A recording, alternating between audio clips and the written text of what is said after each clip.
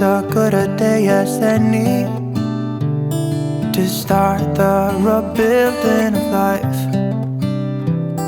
The roads that lay open are many when the old one's gone under the knife. And I can feel the sun on my skin, beginning to thaw from within.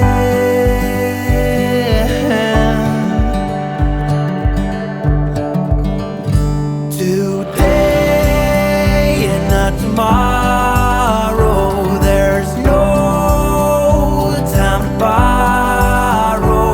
Today is a good day to live. This morning has a clearer light as any to see the horizon and the far. Excuses were 2 for a penny, but they've all gone out the window of this car. And when I feel the wind on my face, all that ever was is a wreck.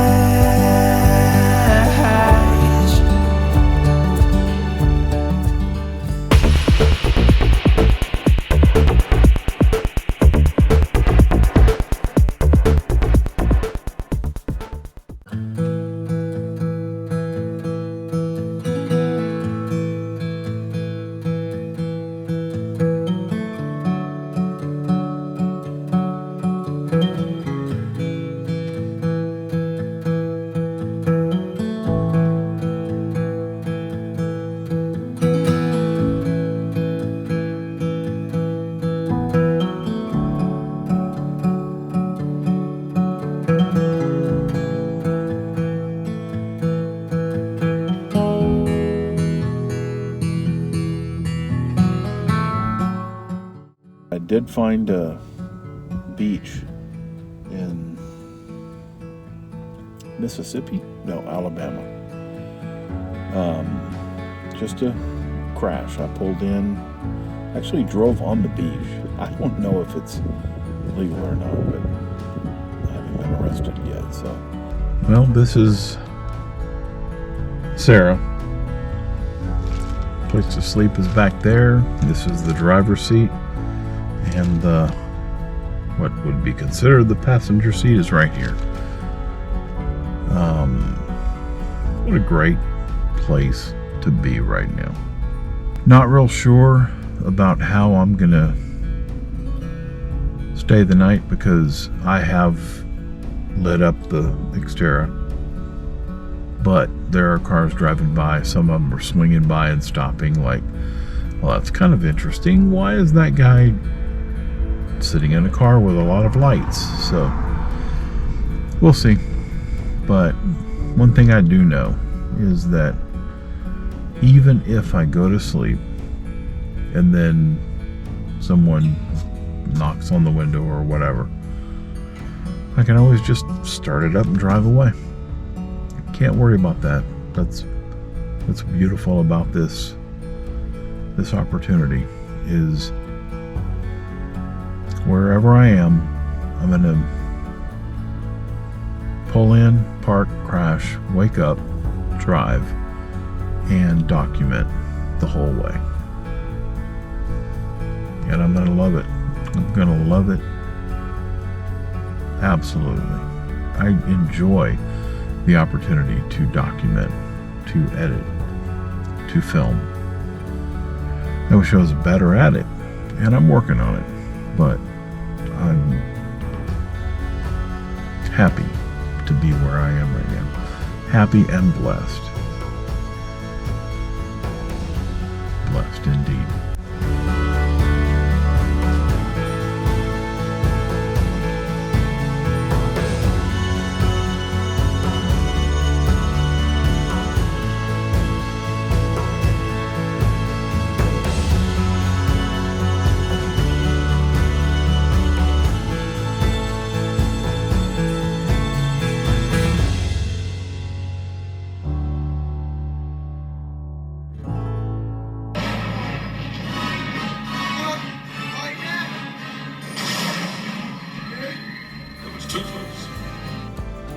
It's a good day today.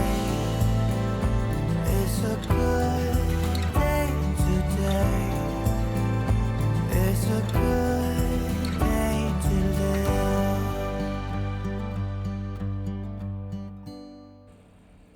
Hey guys, I wanted to introduce you to something that I came across. This is a CAD as I prepare for, and I use this kind of tongue-in-cheek, my nomad life, a CAD called SketchUp. And it has given me an opportunity to come up with a detailed drawing or description of the platform that I want to build in Sarah, my Xterra. It's going to be a kitchen, storage, sleep area. And the view that you see here is from the rear of the vehicle, the hatch area.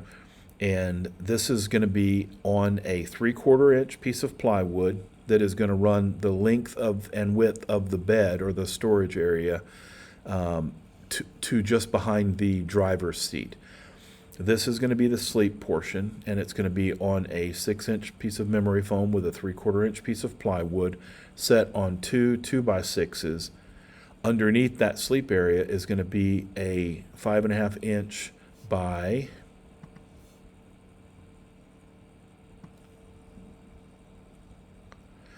1 4 9/16 inch drawer that will go underneath the sleep area.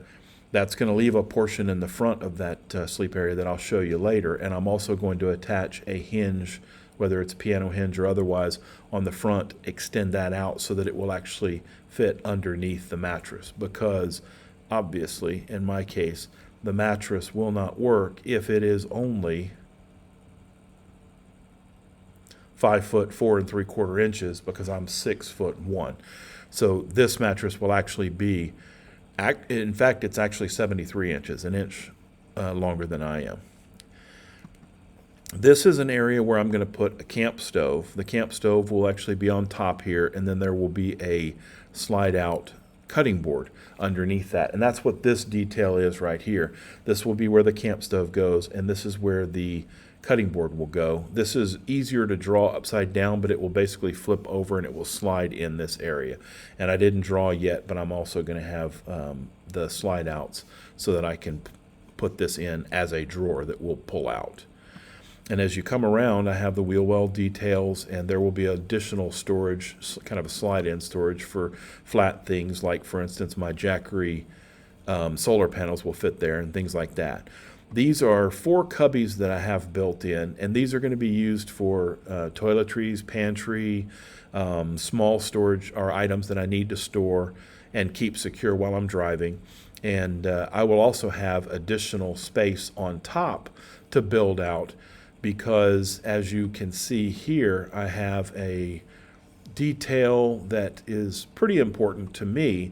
As I'm laying on that bed, I have the amount of room that I have to the roof of the vehicle so that I can maneuver myself around and still be able to get in and out or roll over as I'm sleeping. This is either going to be closed in or it's going to be accessible from the cab. Hadn't really decided on that, but it'd be pretty easy to put a piece of plywood there, or for that matter, to even put cutouts that would also allow the items to be secure in there as I travel. This is that small area that I was telling you that's towards the front of the sleep area, which is actually mid-car. And the cool thing about this and these cubbies is that they're accessible from the doors, whether it be on the driver's side back door or the passenger side back door, that I can access these storage areas as needed. The primary reason that I wanted to introduce the CAD software for the build-out, the rendition of the build-out for Sarah, is because, as you can see from the images in this video, prior to me traveling to Georgia, I didn't do much but kind of throw things in so that I had a place to sleep rather than getting hotel rooms or Airbnb or otherwise. I wanted to get a feel for what it was like to travel in and stay in the Xterra as I travel. I also need to get the Xterra built out to a degree so that when I drive back and forth to work, that I don't have to do that every day, that I can actually stay in Austin comfortably and sleep in the Xterra. As you can see, I've got a long way to go, and I am committed to get started. Thankfully, the weather is a lot better now. It is warmer. Recently, we've had a pretty severe cold snap with snow. In fact, it was record breaking, and that has passed. And I should have more of an opportunity to get out into the garage and actually start getting some cuts and start piecing this together a little bit more thoroughly.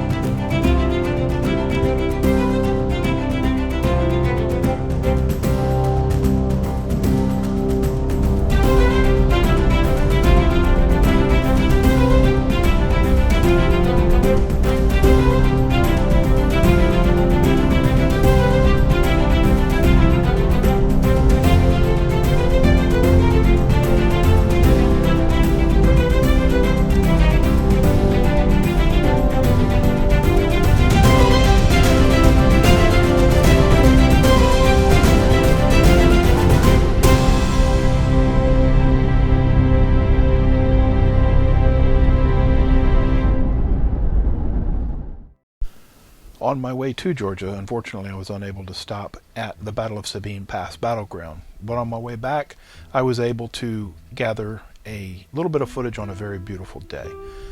Some background on the battle. It occurred September 8th, 1863, and it turned back one of several Union attempts to invade and occupy parts of Texas during the Civil War. Sabine Pass was a very strategic location for attack, primarily because there was a railroad that ran from that area to Houston, which would open up the way into the interior of the state. The area was home to the Davis Guards, Company F of the 1st Texas Heavy Artillery Regiment.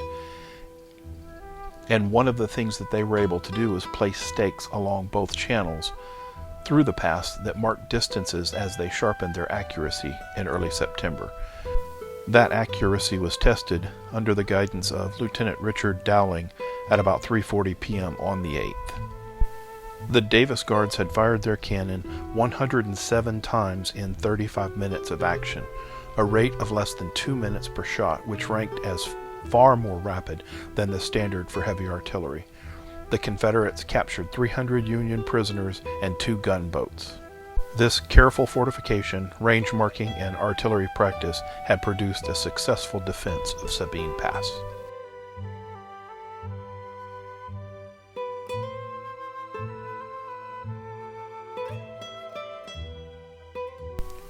During my travels, I came across several things that would be considered significant mishaps, but overall I would say that my trip was an overwhelming success.